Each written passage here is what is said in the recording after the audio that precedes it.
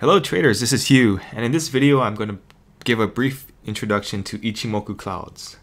This is something that I've always been kind of interested in, but I've never really gotten around to sitting down and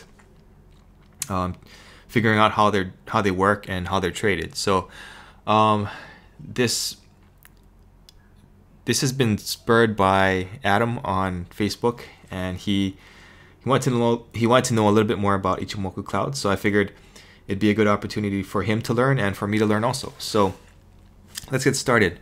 Okay, so this chart might look pretty complicated, but once you start breaking it down, the components are actually pretty simple.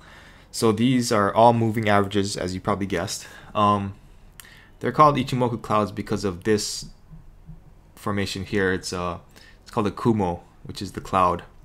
And the Kumo is made up of two parts. It's the Senko span A and the Senko span B. And I don't know if it really matters too much which one is which, but I think the span A is this top brownish line and the span B is the bottom one.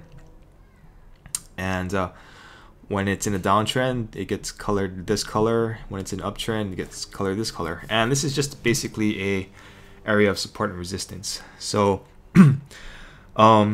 another thing to note about this indicator is that it's a trend following indicator. So you're not really looking for bounces, but you're looking for breaks of levels. So the trend following portion, well, the whole thing's a trend following indicator, like I said, but the part that's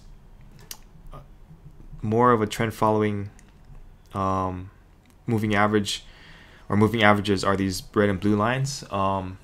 The blue line is the Kijun Sen, and the red line is the Tenkan Sen.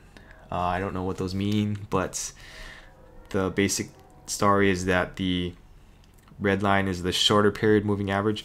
So when that crosses over the blue moving average, you have a signal to enter, but you don't enter right away. You actually wait for price to clear the cloud. So the cloud acts as an area of support and resistance. And for example, in this area here, price crosses over, let's see, right about here. But you don't get a break of the cloud until here. So that would be the entry signal here. And you could put your stop loss above this candle, you could put it above the cloud, you could put it above the crossover, whatever you feel comfortable with. Just like any other system, it's going to be based on how you like to trade it. But that's the basics of it. And then this final line here, which I see a lot of people disregarding, is the Chikou span. And that is the that's basically just price shifted back. I think it is 26 periods. So the closing price, the moving average and the closing price shifted backwards 26 periods. So no, I'm sorry, not even the moving average. It's just the closing price. So it's basically just price shifted backwards. So that's supposed to act as an area. Not an area, but it's kind of an indicator of bullishness or bearishness. So if you were going to go short here, you would want to see the Chikou line below price, and in a bullish scenario, you would want to see it above price. So just another way of seeing if what direction the market's going in. Now, how do you calculate these? I mentioned the Chikou span, which is the lagging line.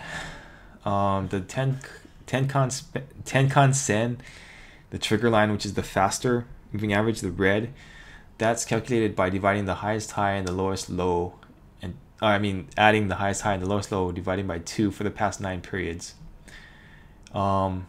The Kijun Sen, or the standard line, which is the blue line, the slower moving average, is calculated by adding the highest high, lowest low, dividing by 2 for the past 26 periods. And the cloud lines are calculated by using the actually these two moving averages and moving them forward. So the span A line is calculated by adding the Tenkan Sen and the Kijun Sen, dividing that by 2, and then shifting it to forward 26 periods. Span B is the highest high and the lowest low divided by 2 for the past 52 periods, and that shifted 26 periods into the future. So a little difficult to calculate, but you know, this is a pretty common indicator that's available with most packages, including MetaTrader. So it's just something that you have to add. And to exit this trade, I've seen it done a few different ways. You can either exit when it crosses over again, which is a pretty early indicator, as you can see, or you could exit when price closes inside the cloud again, which would have gotten you a little bit more profit, but you know, it can lead to more whipsaws. So you would just have to test it and see what works best for you. So let's just take a minute to go back in this chart and check out a couple signals. So let's see, in this case, there was a crossover here, price broke out, so that would be a pretty good signal, and you would have gotten a few pips. Well, you might have broken even if you were waiting for the crossover. And then let's see, there's another one here. Price crosses over about there. Price is already outside of the cloud, so you would have taken that long, and then crossover would have happened around here, so you would have gotten, oh, I don't know, maybe, where's the crossover? Right there, maybe about 600 pips, which is pretty good. This is the Euro US dollar daily chart, by the way. And so yeah, that's how it works. Again, a little too complex for my taste, but I can see how it could be used profitably, and there are some guys who do it full time, as far as I can tell. So I've listed those websites in the resources below if you want to check out that link. And that's about it. Yeah, if you have any questions, let me know. But obviously I don't trade this, but at least I know how it's traded. And the point being that learning a whole different system than something that you're trading right now just kind of opens your mind and may give you some ideas on how to trade your system more profitably, or how to tweak it so that, you know, you can add things that are a little bit more congruent with your personality. And who knows, maybe in the future I might be willing to trade this somehow, but for now I'm not going to do it. But it's a good education, nonetheless. And thank you, Adam, for requesting Ichimoku Clouds. So I hope you learned something, and thanks for watching.